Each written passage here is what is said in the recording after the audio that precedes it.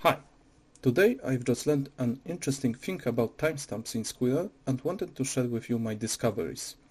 When you're using getTickCount function as a way to get current time and calculate your timestamp, you have to be aware how it works. getTickCount function will return a value that represents a number of milliseconds passed since the system startup. The return value by this function can represent up to approximately 49.71 days of system uptime. After this time, the value will reset and start counting from the beginning. This is known as integer overflow. So what is a common pitfall that we can stumble upon when using this function? It is important to always initialize our timestamp variable to null. Using other arbitrary values like -1 or 0 can make your code to not work properly after approximately 24.85 days. Let's take a look at the following sample code. First, we create a variable that represents our timestamp and initialize it with -1. Then, we wait for the user to press the enter. After user presses enter, we call the getTickCount function and compare the timestamp with the returned value by the function. If the user presses enter for the first time, or time between now and the last press is at least 3 seconds, we show the following message. Then we initialize the timestamp value to future time to prevent the user from spamming enter. However, if the user tries to press enter too fast, then we print the following message. So let's try to run the server and check how the code will behave. First of all, we get the following print statement and let's try to press enter. We get the following message. Let's wait for at least 3 seconds. Okay, now let's test if our spam security check works.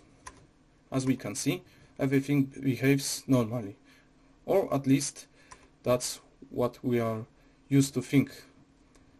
Now, let's make some changes to the code and see what it will behave from now on. First of all, let's uncomment this line of code and this hack. Since I've run my computer today, the getTickCount function will return positive value, but after 24.85 days, this value becomes negative. So in order to not wait 24.85 days and have my computer running since that time, I will simply simulate this behavior by making this kind of hack. Now let's see what will happen when we run the server. First of all, let's press the enter. And after first press, we get the spam message, which is a little bit strange. Let's wait for the 3 seconds at least and press the next time enter. Same result. Strange, isn't it?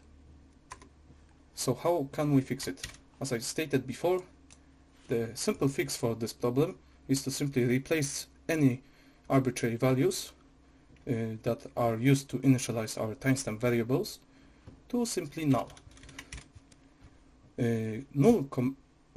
Squirrel can compare nulls between integers, and this kind of comparison will always return false.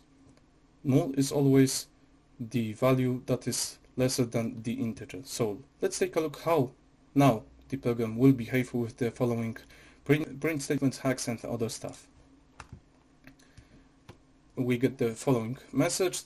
Let's press the enter for the first time. As we can see, the return value by the getTickCount function is still negative, so it works. If we try to spam, it will show the correct value, and also if we wait at least 3 seconds, we will get the proper message. So that's it for today. I hope you've learned something useful. I will leave some useful links in the video description if you want to know more about this topic. Bye!